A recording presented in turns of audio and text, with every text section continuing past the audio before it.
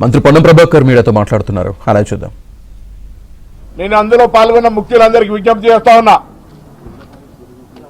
ఈరోజు మధ్యాహ్నం రాష్ట్ర మంత్రిగా కంటే ప్రభుత్వంలో బలహీన వర్గాల బిడ్డగా లేదా సమాజంలో ఒక బలహీన వర్గాల బిడ్డగా మీ సంశయాలను తీర్చడానికి మేము ఒక ప్రతినిధి బృందంగా మీరు ఏడికి రమ్మంటే అక్కడికి రావడానికి సిద్ధం. దయచేసి స్వతంత్రం వచ్చినాక ఇప్పటి వరకు లేనటువంటి ఒక కులాల లెక్క ఇలా కులాల లెక్క దొరికింది. మనకు న్యాయం జరగడానికి కొరకు 46%, 56%, 70%, 90%, ఆ శాతానికి న్యాయం జరగడానికి ఒక రోడ్ మ్యాప్ ఇవ్వని ప్రెషర్ చేద్దాం.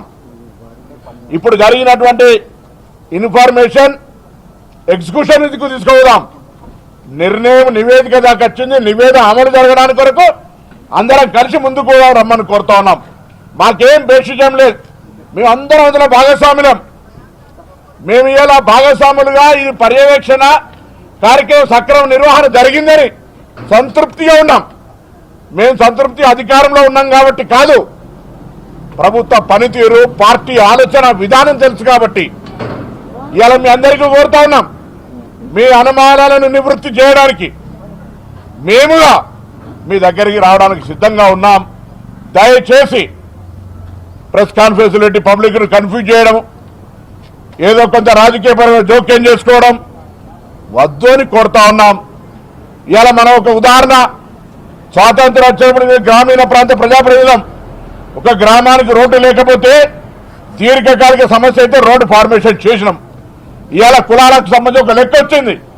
ఈ ఉన్న లెక్క వచ్చిన లెక్క దాన్ని పూర్తి స్థాయిలో న్యాయం జరగడానికి, పథకాలను పెట్టుకోవడానికి, నిధులు కేటాయించడానికి, సప్లాన్ తెచ్చుకోవడానికి, ఇతరత్ర బీసీలకు లాభం జరిగేటువంటి విధంగా సూచనలు, సలహాలు, నిర్ణయాలు ఇవ్వండి. గుడ్డు మీద ఇంటికి లెక్క పెట్టినట్టు ఇంకోటి ఏదో చేసినట్టు అద్దు. దయచేసి మీ అందరికి కోరుతా ఉన్నా. ఘర్షణ లేదు. ఇలా బలహీన వర్గాలకు న్యాయం చేయాలనేటువంటి ఒకటే ఆకాంక్ష. ఆ ఆకాంక్షకు అనుగుణంగా ఇవాళ సిఎల్పి మీటింగ్ అయిన తర్వాత మీ దగ్గరికి వస్తాం. అందులో ఉన్న వాళ్ళంతా మిత్రులమే, కలిసి పనిచేసినటువంటి వాళ్ళమే.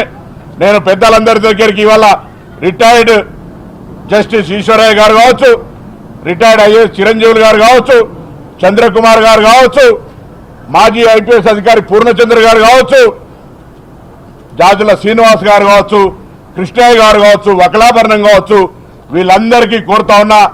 అందరూ 2 గంటలకు నేను సిఎల్పి కాగానే మీ దగ్గరకు వస్తా. మా కార్యాలయం నుంచి మీరు ఎక్కడికి రమ్మంటే అక్కడికి మేము అందరం కూడా వచ్చి జరిగిన పరిణామం అంతా కూడా మేము వివరించడానికి సిద్ధంగా ఉన్నాం. దయచేసి ఇలా ఒక కొత్త ప్రక్రియ, ఒక సమాచారం దేశంలో 29 రాష్ట్రాలు ఎక్కడ లేని విధంగా ఇలా ఒక సమాచారం తెలంగాణ ప్రభుత్వం సేకరించింది. దాని మీద తర్కం వద్దు, దాని మీద విమర్శలు వద్దు. దాన్ని బేస్ చేసుకుని ముందుకు పోదాం. బేస్ చేసుకుని ముందుకు పోయే ప్రక్రమల ఇంకా మళ్ళీ దానికి సంబంధించినటువంటి రాజ్యాంగాన్ని సవరించుకుంటా ఉన్నాం. ఆ విధంగా ఇవాళ దీనికి సంబంధించిన మార్పులు చేర్పులు మీ ఆలోచనకరంగా తీసుకోదాం. కానీ ఇప్పుడు వస్తున్నటువంటి ఈ యొక్క సర్వే, ఈ వచ్చిన నివేదికను స్వాగతించండి పెద్ద మనసుతోటి.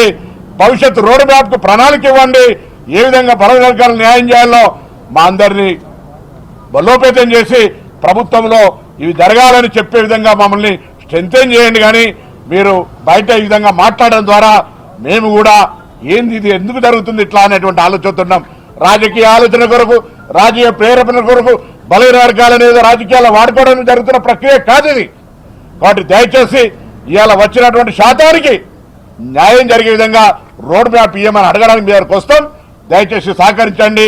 విమర్శలు వద్దు. అనవసర రాజకీయాలు అనేటువంటి అంశాలతోటి బీసీలకు అన్యాయం జరగకుండా చూడమని అందరికీ హృదయపూర్వకంగా విజ్ఞప్తి చేస్తా ఉన్నాం.